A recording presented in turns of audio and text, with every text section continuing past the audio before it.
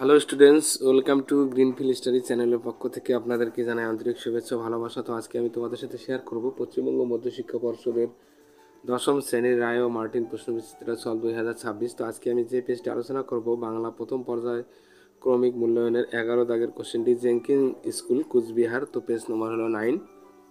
তো এখানে ঠিক উত্তরটি বেছে নিয়ে লেখো। এ দেশের কিছু হবে না উক্তিটি কার? এটা মেসোমশাইয়ের উক্তি। অসুখী একজন কবিতায় শিশুর সঙ্গে খুন হয়েছিল কার? বাড়িরা। এক সময় বলা হতো কলমে ড্যাশ চিনি, তো এখানে কায়স্থ। রাজায় রাজায় যুদ্ধ হয়, এখানে রাজায় রাজায় হলো বেতিহার কর্তা। বিভক্তি ড্যাশ, এখানে দেখো সর্বদা শব্দের পূর্বে বসে না সর্বদা শব্দের পরে যুক্ত হয়, শব্দের পরে আলাদাভাবে বসে না শব্দের পূর্বে আলাদাভাবে বসে। এখানে সঠিক উত্তরটি হবে খ, সর্বদা শব্দের পরে যুক্ত হয়।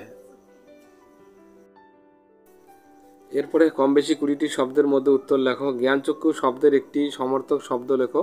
জ্ঞানচক্ষু শব্দের একটি সমর্থক শব্দ হলো জ্ঞান লাভ বা সচেতন হওয়া। অসুখী একজন কবিতা অনুসারে কতকের ঘর গৃহস্থালির পরিচয় দাও। কবি পাবলো নেরুদার লেখা অসুখী একজন কবিতায় ভয়াবহ যুদ্ধে শিশু আর গৃহস্থ মানুষের খুন হলো। আমাদের বায়ে গিরিখাত। গিরিখাত বলতে এখানে কোন অবস্থানকে বোঝানো হয়েছে? দুটি পর্বতের মধ্যভাগের সরু নিচু জায়গা যা পথ হিসাবে ব্যবহৃত হয় এবং বাস্তবে তা অতি বিপজ্জনক। বায়ে গিরিখাত আপাততভাবে পথের দুর্গম চরিত্রকে বোঝায়।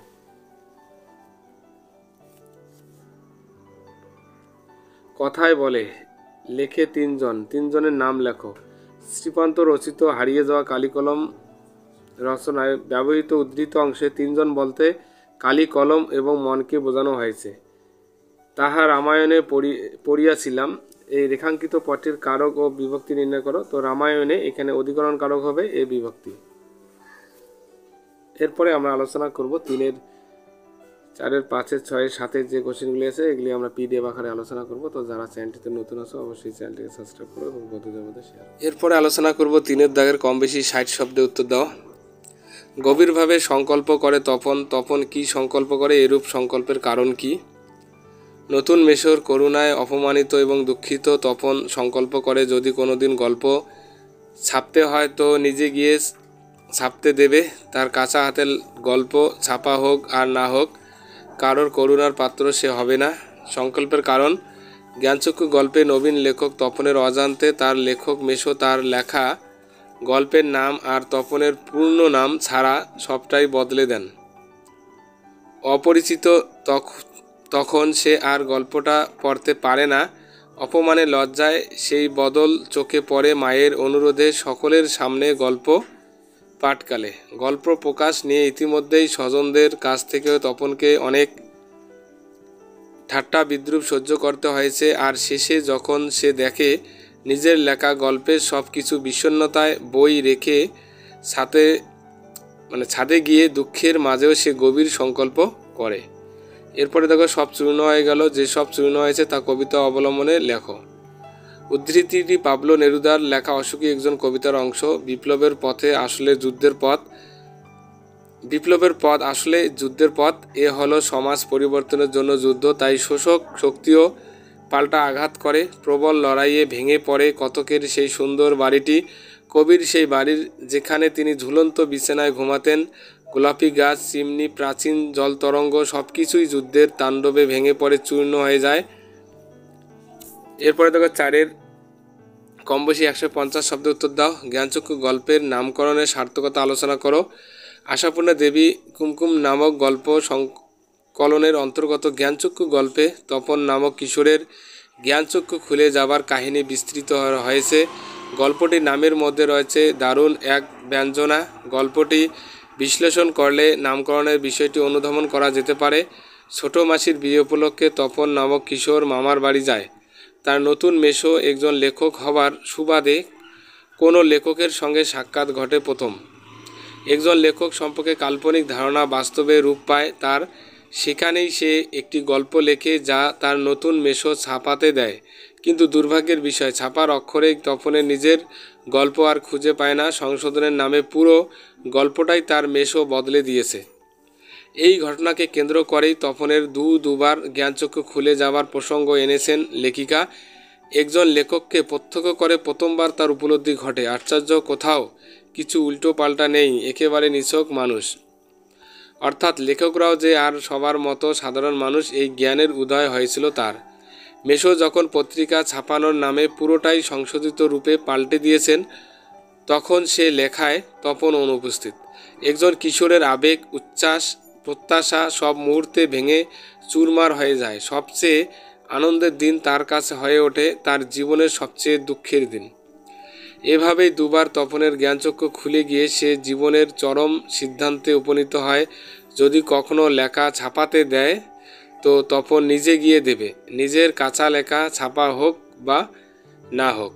আলোচ্য গল্পটি একজন কিশোরের স্বপ্নগুলোর নয়, বরং স্বপ্ন নির্মাণের গল্প হয়ে উঠেছে। বাস্তব জীবনের রূঢ়তার সঙ্গে কল্পনাপ্রবণ বালকের অভিঘাতে তারই জ্ঞানোদয় ঘটেছে গল্পে। তাই বলা যায় নামকরণটি হয়ে উঠেছে সার্থক।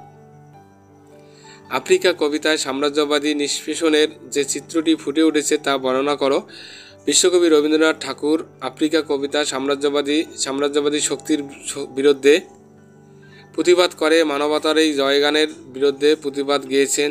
পৃথিবীর সৃষ্টির মুহূর্তে অস্থিরতার কারণে মহাদেশীয় পাতের কিছু অংশ মূল অংশ থেকে সরে গিয়ে সমুদ্রের মাঝে আফ্রিকা মহাদেশের জন্ম হয়। তাই আফ্রিকা ছিল মূল স্থলভাগ থেকে আলাদা।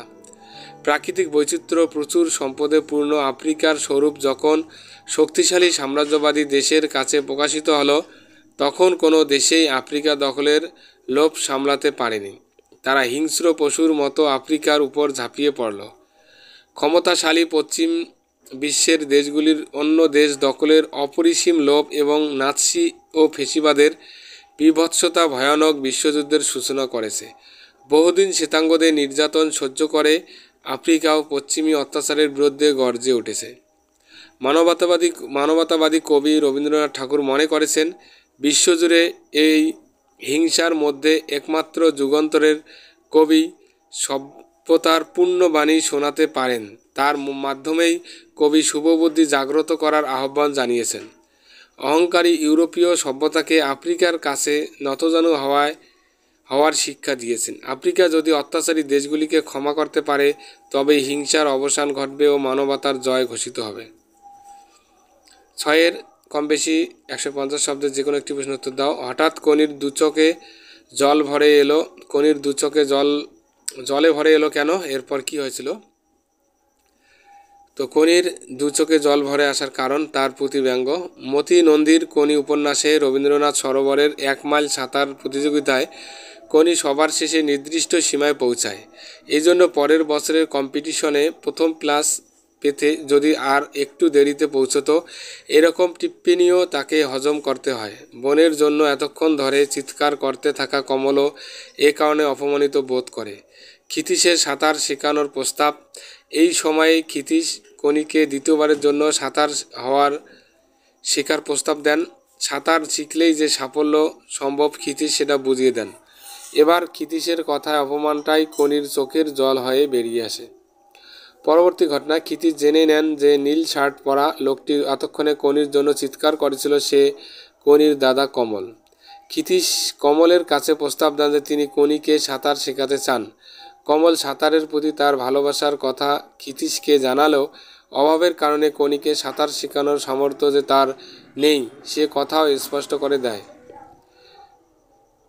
সে মোটর গ্যারেজে কাজ করে। নিজের নামকরা সাঁতার হওয়ার স্বপ্ন কমলকে বিসর্জন দিতে হয়েছে অভাবের জন্য। এই পরিস্থিতিতে সংসার চালিয়ে তো বাকিটুকু বই থেকে নেন। এরপরে আমরা আলোচনা করব 7-এর চলিত গদ্যে অনুবাদ করো। Discipline is the training of mind and character to product self control. তো শৃঙ্খল হলো আত্মনিয়ন্ত্রণ তৈরি করার জন্য মন ও চরিত্রের প্রশিক্ষণ।